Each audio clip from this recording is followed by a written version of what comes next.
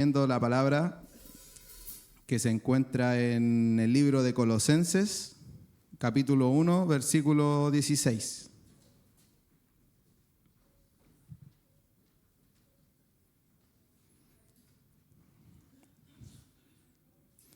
Colosenses 1, 16.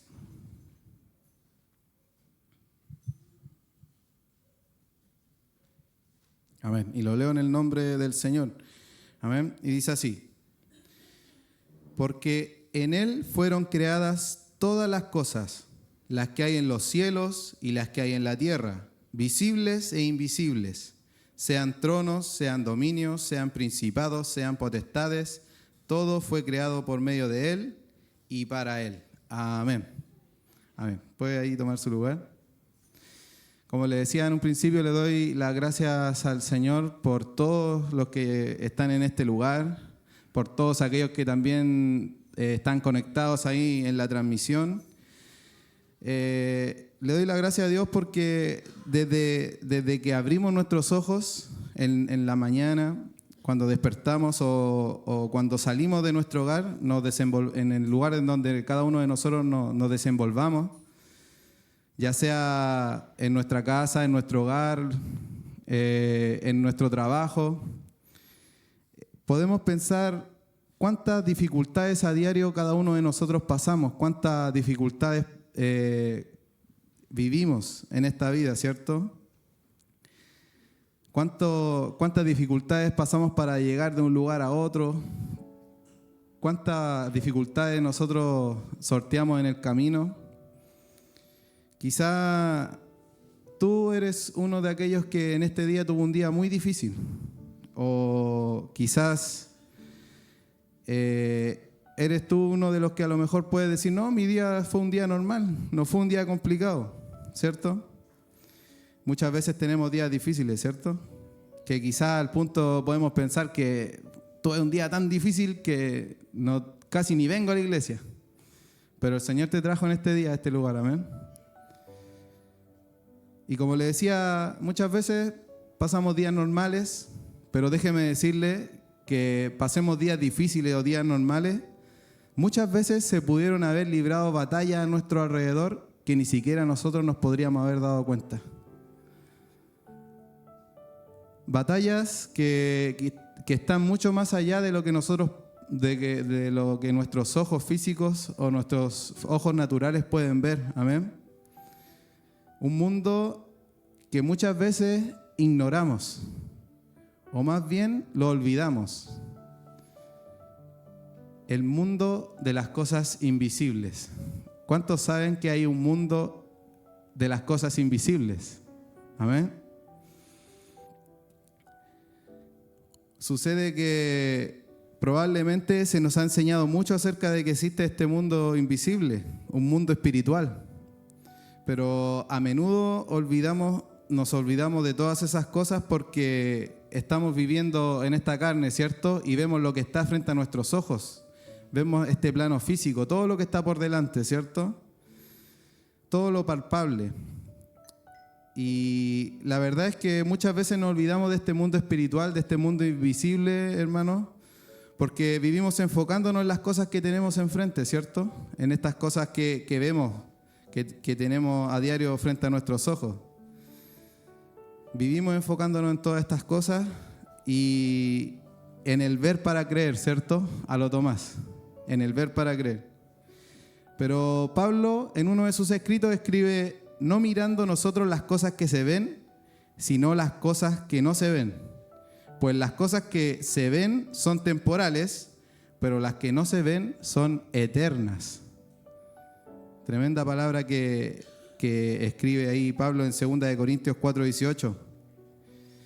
Y yo si le hablo de estas cosas invisibles o del mundo espiritual, yo sé que usted va a creer lo que yo le estoy hablando, ¿cierto? Porque Dios nos ha dado la fe para poder creer todas estas cosas.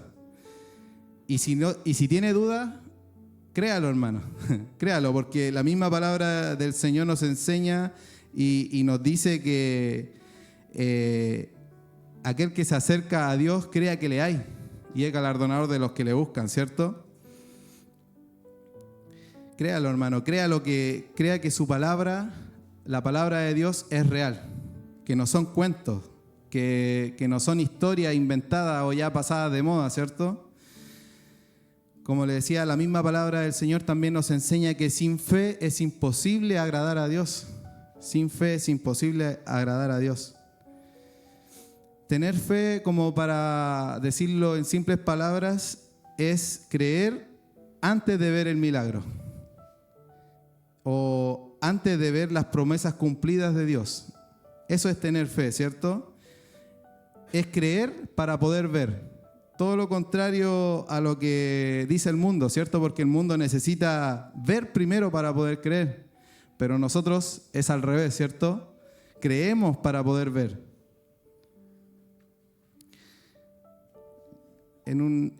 La palabra en una parte dice, le dijeron pues los otros discípulos, al Señor hemos visto. Él le dijo, este trozo de la palabra es cuando Tomás no creía que el Señor había resucitado, y ahí le dicen, le dijeron pues los otros discípulos, al Señor hemos visto. Él les dijo, si no viere en sus manos la señal de sus clavos y metiere mi dedo en el lugar de sus clavos,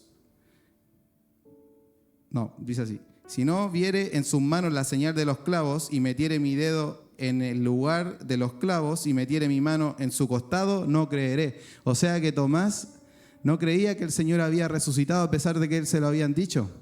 El Señor había resucitado, Tomás, el Señor resucitó. No lo creo. Hasta que no lo viera con mis ojos, no tocare su llaga, no tocare su costado que fue lastimado, no lo voy a creer. Hasta que se le apareció el Señor, ¿cierto? Y recién a él, ahí en ese momento, pudo creer que verdaderamente el Señor había resucitado. La verdad es que le hablamos nosotros de este mundo espiritual a las personas de afuera y probablemente nos van a tildar de locos inmediatamente, ¿cierto? No nos van a creer todas las cosas que podamos nosotros quizás aprender en la palabra de Dios o las cosas que podamos experimentar en el Señor. Las cosas espirituales muchas veces no tienen una explicación lógica, ¿cierto? Entonces, si nosotros les contamos estos sucesos a las personas de afuera, nos van a tildar probablemente de locos, ¿cierto? O probablemente pongan en duda lo que nosotros les estamos tratando de transmitir o contar. Porque déjeme decirle que hasta hoy en día se ponen en duda las cosas que se ven. Con la inteligencia artificial, muchas veces uno de repente ve un video y no sabe si es verdad o no, ¿cierto? Y como que tiene que verlo una y otra vez para poder darse cuenta si es verdad o no. Y entonces, imagínense, hermanos, si ahora cuesta poder creer lo que se ve, ¿cuánto más cuesta o cuánto más le va a costar a las personas creer las cosas que no se ven? Amén. Yo agarraba un poco para el deseo a mi mamá porque de repente mi mamá me muestra videos y me dice, vale, mira lo que sucede aquí. Y no sé, puede ser un perro surfeando.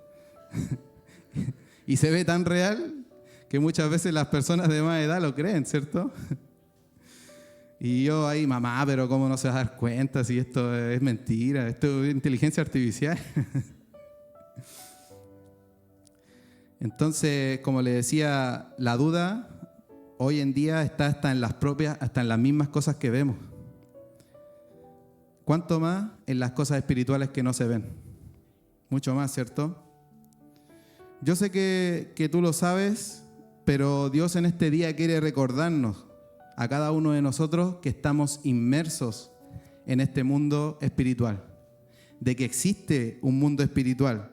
Un mundo más allá de lo físico, un mundo más allá de lo que nosotros podemos ver a nuestro alrededor, un mundo espiritual. Nosotros decimos, Dios es real, ¿cierto? Dios es real y muchos dicen, bueno, ¿a dónde está Dios que no lo veo? ¿Cierto? Nosotros decimos, existen demonios. Y el mundo puede decir, bueno, ¿y dónde están esos demonios? Yo no los veo.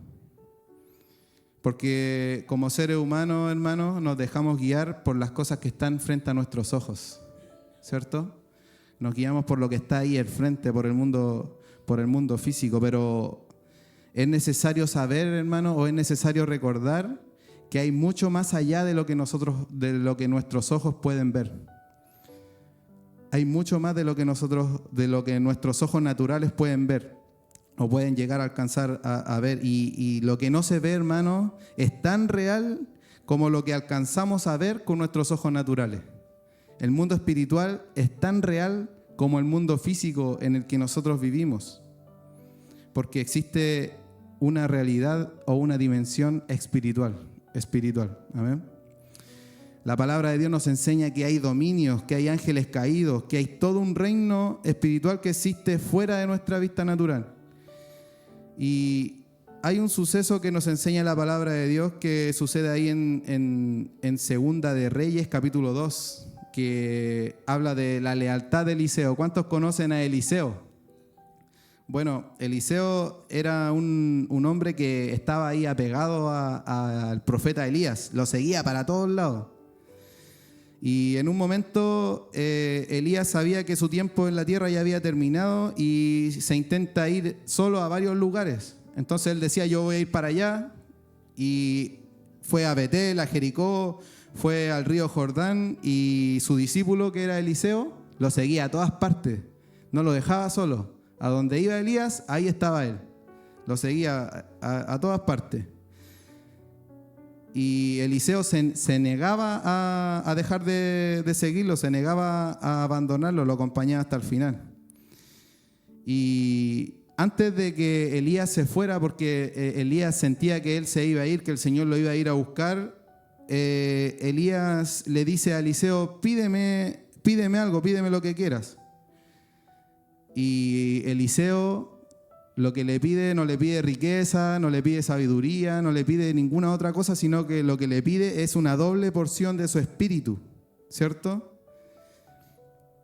Eliseo le pide una doble porción de su espíritu. Lo que esto significaba era ser reconocido como el heredero principal de Elías. O sea, él iba a seguir lo que Elías estaba haciendo, todas las obras que hacía Elías, milagros, prodigios, mensajero de Dios, todas esas cosas las iba a hacer también Eliseo. Y de repente dice la palabra del Señor que después de esta petición desciende un carro y caballos de fuego, los separan y Elías sube al cielo en un torbellino. Algo tremendo, hermano, ¿cierto? Muchas veces nosotros leemos o escuchamos la palabra de Dios y no dimensionamos lo que esto pudo haber sucedido, cómo pudo haber sido esto. De repente lo leemos y fue un carro y caballos de fuego y se llevaron a Elías. Lo tomamos como algo súper simple, pero la verdad es que esto tuvo que haber sido un suceso increíble, sobrenatural, un suceso tremendo, ¿cierto? Yo de repente hago el ejercicio de poder imaginar esto y de verdad que tuvo que haber sido algo sumamente sobrenatural. A mí me encantan los aviones, para aquellos que saben. Me encantan los aviones, ¿cierto? Y me recuerdo yo que en un momento fui a Santiago a una feria aeroespacial y había un avión espectacular que era el F-22 Raptor de los Estados Unidos. Y la verdad que es impactante poder ver este avión en el cielo, hermano. Es un aparato gigante que vuela a velocidades tremendas, que uno queda impactado con lo que ve en el cielo. Las maniobras, todo lo que hace el avión es algo espectacular. Y yo digo, si esto me sorprendió, ¿cómo tuvo que haber sido ese suceso en que desciende un carro de fuego y Elías es llevado en un torbellino? Tuvo que haber sido un suceso sorprendente, un suceso sobrenatural. Y a través de esta palabra que el Señor o estos versículos, esta historia que el Señor nos muestra a través de su palabra, podemos decir que hay cosas en la dimensión espiritual que nosotros no podemos ver con nuestros ojos, pero no quiere decir que no estén ahí.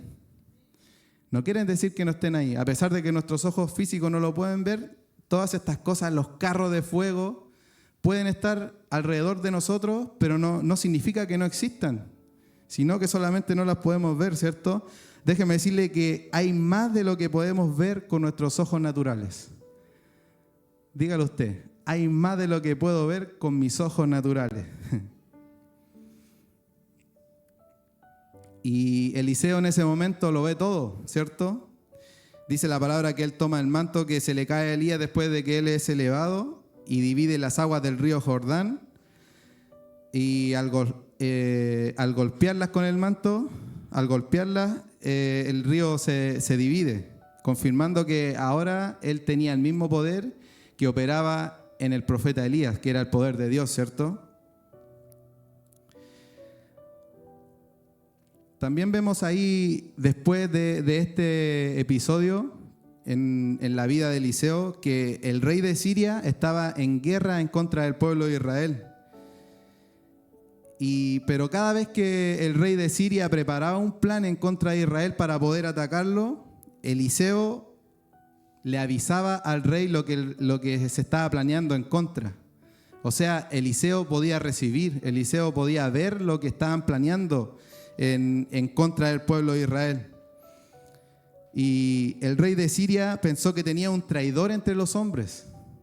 Pensó que alguien lo traicionaba y pensaba que alguien de sus cercanos le contaba al rey de Israel lo que él estaba a punto de hacer.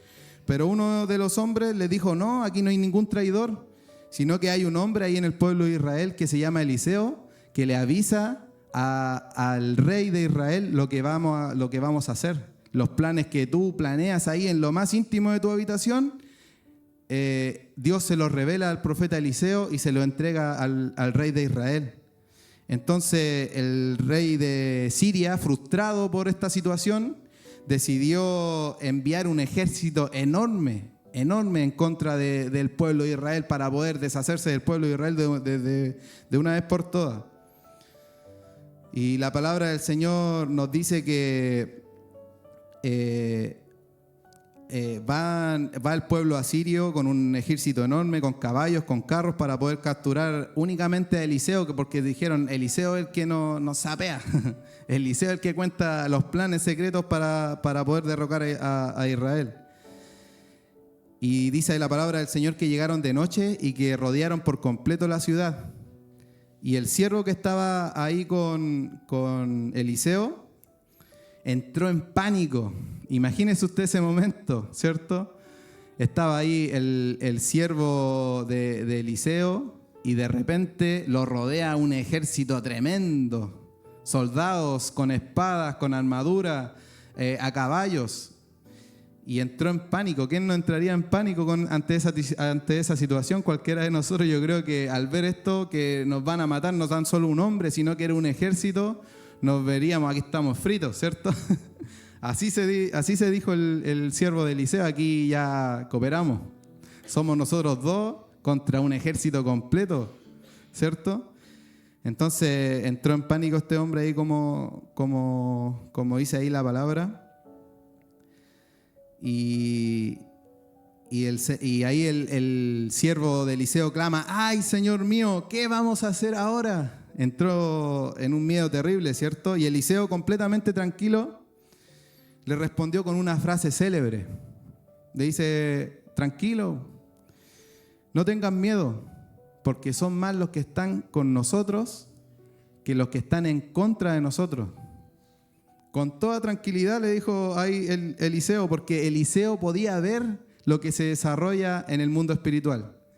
Y él podía ver que eran más los que estaban con ellos. O sea, el ejército de Dios era mucho más grande, mucho más fuerte, mucho más poderoso que el ejército que venía en contra de ellos. Entonces Eliseo estaba tranquilo y decía, estamos asegurados, tenemos la victoria segura, ¿cierto? Pero imagínense este siervo, cuando Eliseo le dice esa frase, oye, tranquilo, si son más los que están contra nosotros, con nosotros, que los que están en contra de nosotros. Entonces el siervo le dijo, este caballero, este viejito se tuvo que haber vuelto loco, ¿cierto? ¿Cómo van a ser más los que están con nosotros si somos nosotros dos solamente? ¿Cómo vamos a ser más? Entonces, como el criado no entendía a qué se refería, ya que solo eran ellos dos solamente contra este ejército, Eliseo hace una oración súper corta. Señor, te ruego que abras los ojos para que vea. Esa fue la oración de Eliseo en ese momento.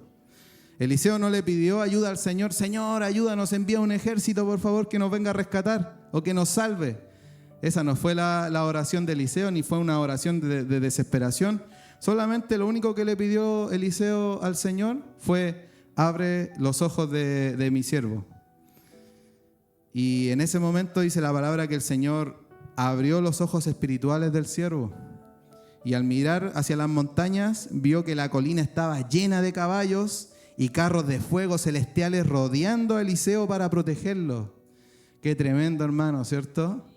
Ahí el siervo se pudo dar cuenta de que verdaderamente no estaban ellos dos solos, de que el viejito Eliseo no estaba loco, sino que era una verdad espiritual lo que estaba sucediendo ahí, que tenían la victoria asegurada porque eran más los que estaban ahí con ellos para hacer frente a este ejército que venía. Déjeme decirle, hermano, nuevamente, hay más de lo que nosotros podemos ver con nuestros ojos naturales. Hay más de lo que podemos ver con nuestros ojos naturales. Según la Biblia, la palabra de Dios nos enseña que hay ángeles y hay demonios. Hay espíritus inmundos, seres espirituales que Dios ha hecho que nosotros no conocemos. El Señor ha creado todo eso. Y hay seres celestiales, seres espirituales que nosotros no conocemos, no dimensionamos probablemente.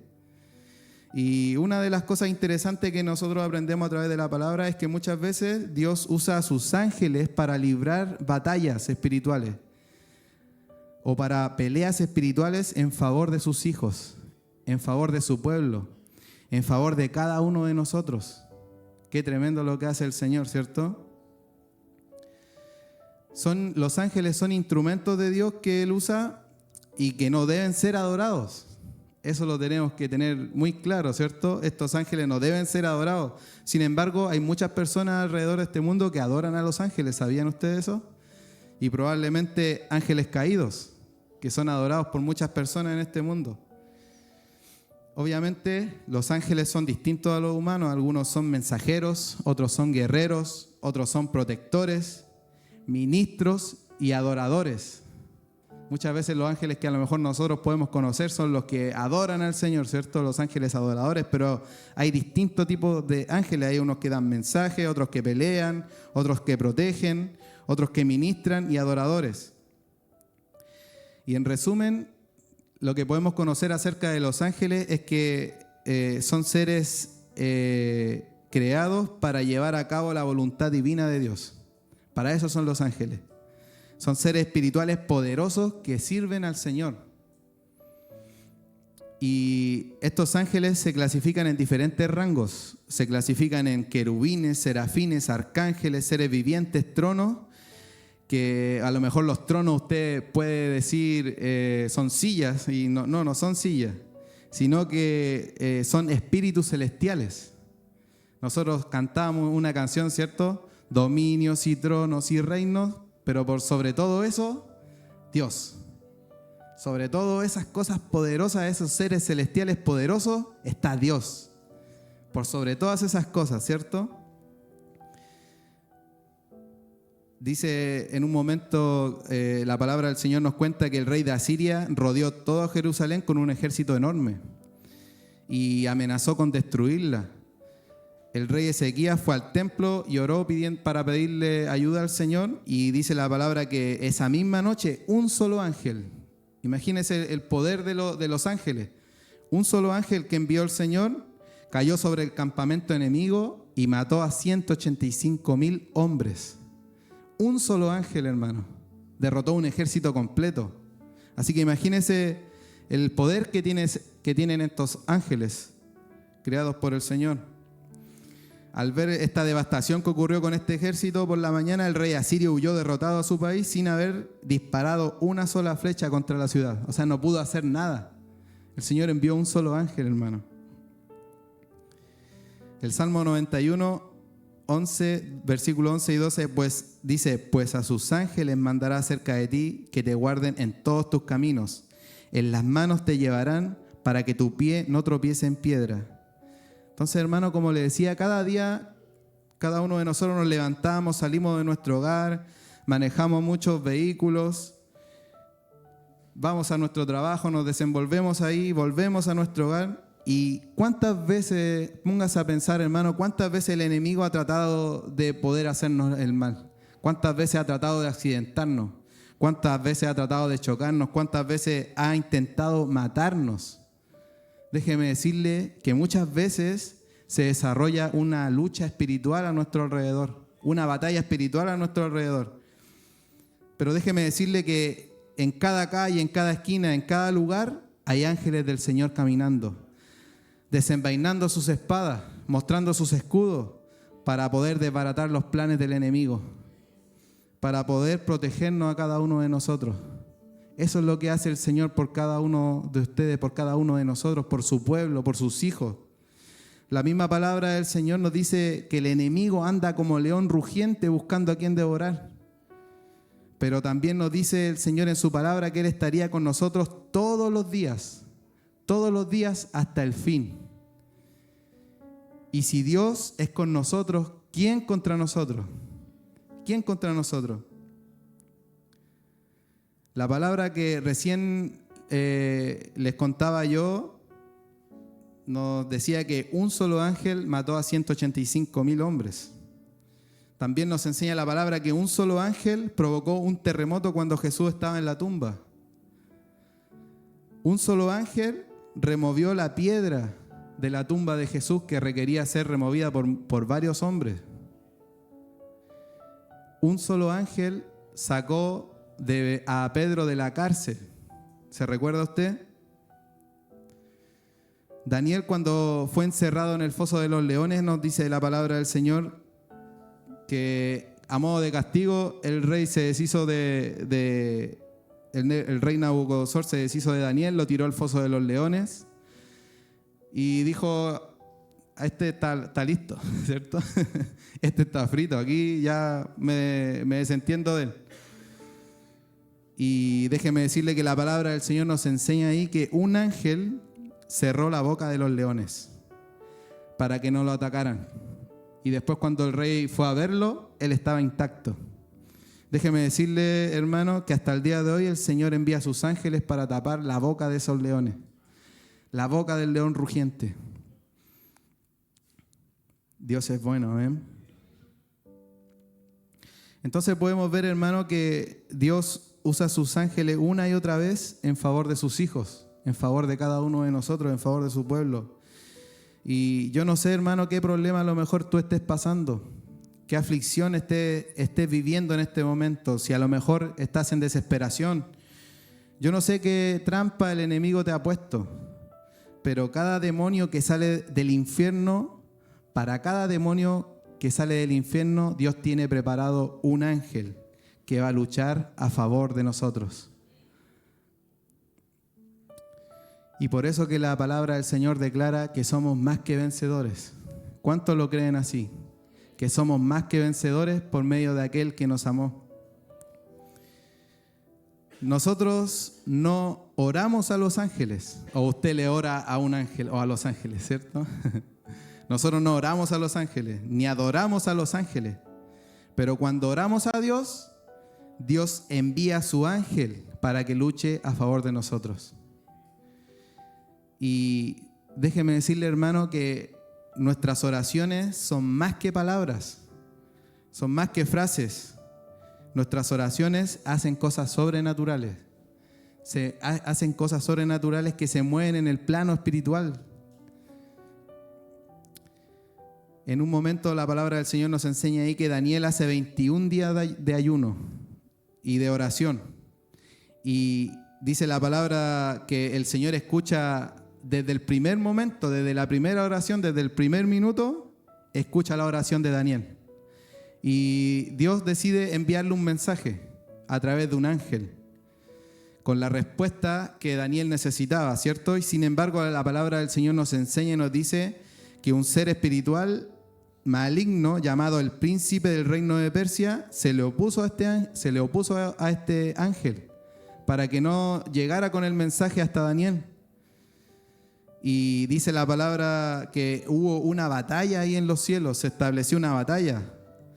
Este ángel no era un ángel guerrero, sino que era un ángel mensajero, por lo tanto el Señor tuvo que mandar a otro ángel que era el ángel Miguel o Gabriel, no recuerdo. Y de esta manera el ángel logró liberarse de esta lucha, de esta batalla espiritual que había ahí para poder llegar a Daniel con el mensaje. Imagínense que Daniel hizo 21 días de ayuno y de oración. Y probablemente como humano pudo haberse desesperado, ¿cierto? Él empezó a orar y la respuesta no llegaba, y no llegaba, y no llegaba. Y todo eso era porque se estaba desencadenando una lucha espiritual que no permitía que le llegara el mensaje a Daniel. Y como le decía, hermano, nuestras oraciones no son en vano, porque Dios envía a sus ángeles, así como lo envió para Daniel, lo envía para cada uno de nosotros en favor nuestro. En el libro de Apocalipsis, en el capítulo 20, del 1 al 3, dice ahí que un solo ángel baja del cielo con la llave del abismo y una gran cadena, y sin entablar a lo mejor en ese momento una batalla sangrienta, simplemente atrapa a Satanás, lo encadena, lo ata con la cadena y lo encierra bajo llave en el abismo durante 1000 años. Y a través de esto, hermanos, podemos darnos cuenta que el enemigo no es para nada poderoso. Porque imagínense si el Señor tuvo que mandar a un solo ángel para poder derrotarlo. ¿Cuánto más Dios? Ni siquiera tuvo que mandar un ejército de ángeles. Ni siquiera tuvo que ir Dios mismo. Solamente tuvo que enviar un ángel para poder atarlo, para poder atar al enemigo y poder mandarlo al abismo. Así que si podemos tratar de dimensionar el poder de Dios, es algo que no vamos a poder comprender. Es algo que no vamos a poder a lo mejor analizar con nuestra mente. Esta semana, hermano, tuve un sueño bastante, quizás con mucho significado. Soñaba que estaba en el taller, ya se había hecho de noche y de repente me empezó a venir un miedo, sentía una presencia extraña y de repente llegaron un grupo de mormones o testigos de Jehová a predicarme ahí al taller. Me comenzaron a hablar y yo recuerdo que estaba muy seguro en ese momento porque conocía la respuesta en mi mente. Ellos empezaron a hablar y yo lo escuchaba con las manos cruzadas, lo escuchaba y después que ellos terminaron de todo lo que tenían que decirme, en el sueño yo les digo, le hago solamente una pregunta y les digo, ¿quién es Jesús para ustedes? Y cuando les digo esa pregunta, salen arrancando. Y yo trato en el sueño de pillarlos para poder seguir hablándoles de Jesús. Y ellos habían arrancado. Y no los pude pillar nunca. Y una vez que desperté, dimensionaba yo en mi mente, decía, qué tremendo es el nombre de Jesús, que hasta en los sueños el enemigo huye al escuchar su nombre. Así que, hermanos, nuestras oraciones no vuelven vacías cuando nosotros nos arrodillamos, cuando nosotros abrimos nuestra boca. Probablemente alrededor no podemos ver nada sobrenatural. Podemos pensar, estoy hablando solo, pero en la dimensión espiritual algo se mueve, algo sucede. El Señor hace cosas, el Señor envía a sus ángeles. El Señor nos libra de nuestras batallas, el Señor pelea por nosotros.